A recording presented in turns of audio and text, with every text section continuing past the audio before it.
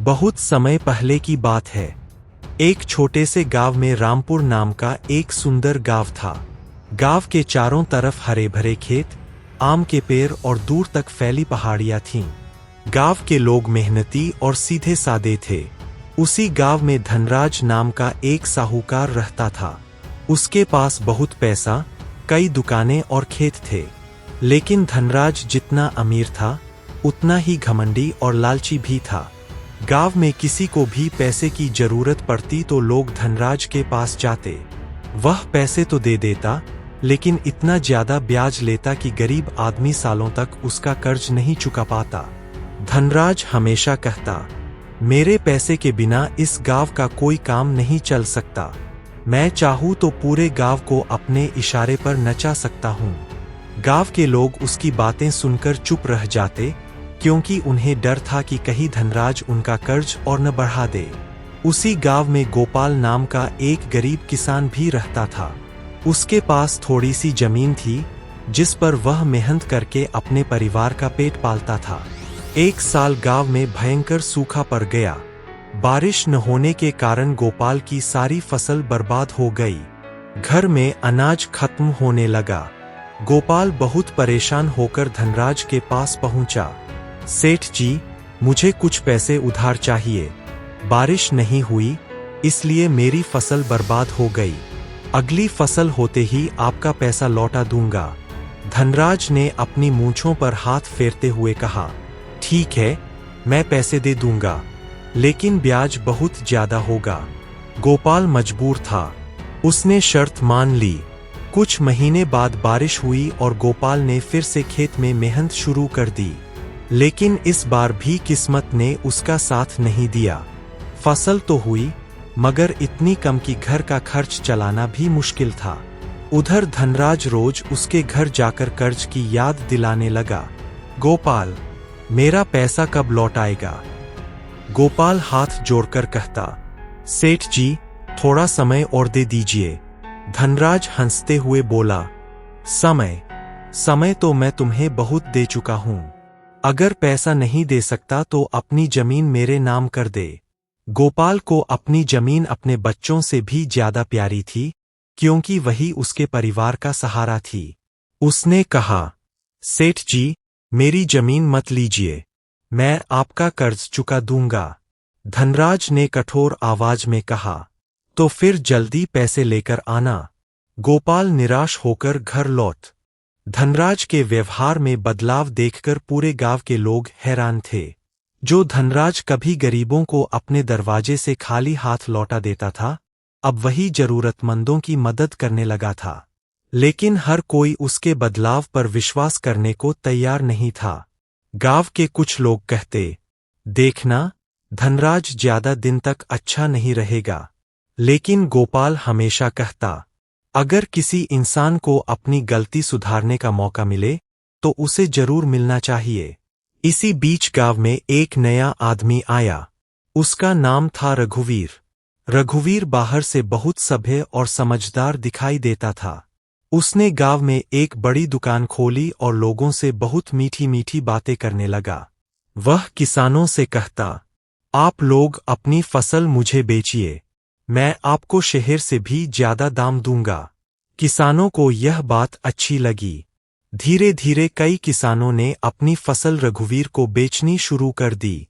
लेकिन रघुवीर के मन में कुछ और ही योजना थी। वह किसानों को थोड़ा ज्यादा पैसा देकर उनका भरोसा जीत रहा था। फिर उसने एक दिन गांव में घोषणा कर दी, जो किसान चाहे, मैं उसे खेती के लिए पहले ही पैसे दे सकता हूं। फसल तैयार होने पर बस मेरा पैसा वापस कर देना। कई किसान उसकी बातों में आ गए। गोपाल को यह बात कुछ अजीब लगी। उसने गांव वालों से कहा, किसी भी कागज पर हस्ताक्षर करने से पहले उसे अच्छी तरह पढ़ लेना। लेकिन लोग बोले, गोपाल, रघुवीर तो बहुत अच्छा आदमी है, वह धनराज जैसा नहीं है। गोपाल चुप हो गया। कुछ महीनों बाद फसल तैयार हुई। रघुवीर ने किसानों से कहा, अब जो पैसा मैंने दिया था, उसके बदले आपकी सारी फसल मुझे देनी होगी। किसानों ने पूछा, लेकिन आपने तो कहा था कि हम बाजार में बेचकर आपका पैसा लौटा सकते हैं।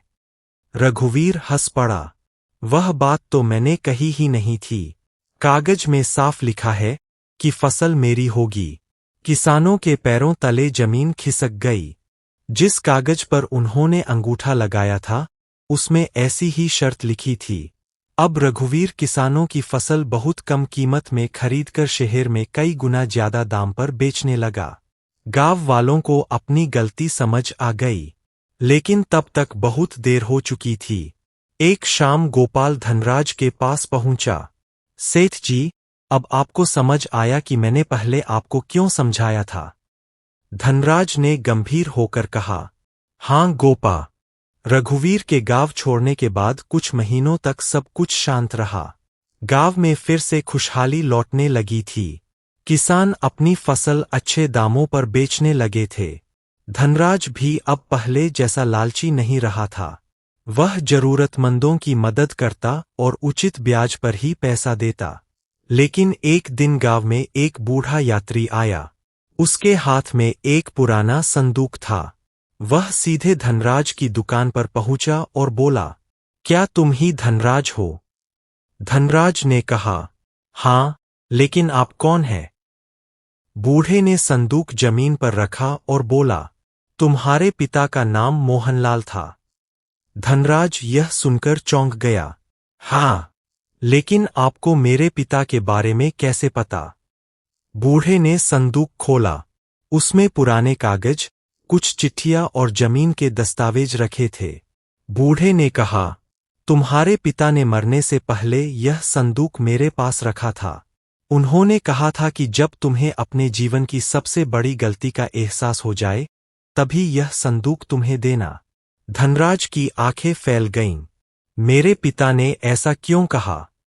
बूढ़े ने एक पुरानी चिट्ठी उसकी ओर बढ़ा दी। धनराज ने कांपते हाथों से चिट्ठी खोली। उसमें लिखा था कि उसके पिता भी कभी बहुत लालची व्यापारी थे। उन्होंने कई गरीब किसानों से जमीनें छीन ली थीं, लेकिन जीवन के अंतिम दिनों में उन्हें अपनी गलती का एहसास हुआ। उन्होंने अपनी कुछ जमीन उन परिवारों के नाम कर दी थी जिनसे उन्होंने अन्याय किया था। धनराज चुप हो गया। उसे याद आया कि उसके पास मौजूद कई जमीनों के पुराने कागज कभी उसने ठीक से देखे ही नहीं थे। वह तुरंत घर गया और पुराने दस्तावेज निकालने लगा। उसे पता चला कि उसके पास मौजूद जमीन का एक बड़ा हिस्सा वास्तव में उन किसानों का था जिनके परिवारों से उसके पिता ने कभी जमीन ली थी। धनराज पूरी रात सो नहीं पाया। सुबह वह गोपाल के पास पहुंचा। गोपाल, मुझे तुमसे एक जरूरी बात कहनी है। गोपाल ने पूछा, क्या हुआ? धनराज ने सारी बात बता दी। गोपाल कुछ देर तक चुप रहा, फिर बोला, तो अब फैसला आपको करना है। धनराज ने पूछा, कैसा फैसला? गोपाल ने कहा, आप चाहे तो इन जमीनों को अपने पास रख सकते हैं। कानून शायद आपको मालिक माने, लेकिन आपका दिल क्या कहता है? धनराज ने दस्तावेजों की ओर देखा। मेरा दिल कहता है कि जो मेरा नहीं है उसे रघुवीर गांव से बाहर चला गया था, लेकिन उसके मन में बदले की आग अभी भी जल रही थी। उसके पास धनराज के पिता के पुराने कागजों में से एक कागज था। उस कागज पर गांव की एक बड़ी जमीन का जिक्र था, जो आज गांव के बीचों बीच थी। रघुवीर जानता था कि अगर वह उस जमीन पर अपना दावा साबित कर दे, तो वह रातों रात बहुत अमीर बन सकता है। लेकिन उसे यह भी पता था कि अकेले वह कुछ नहीं कर सकता। इसलिए उसने शहर जाकर एक चालाक व्यापारी से मुलाकात की। व्यापारी का नाम था महेश। रघुवीर ने कहा, मेरे पास एक पुराना दस्तावेज है। अगर यह सही साबित हो गया तो गांव की बहुत बड़ी जमीन मेरे नाम हो सकती है। महेश ने कागज देखा और मुस्कुराया। कागज पुराना जरूर है, लेकिन सिर्फ इससे काम नहीं चलेगा। तुम्हें कुछ और सबूत चाहिए। रघुवीर बोला, सबूत मैं ढूंढ लूंगा।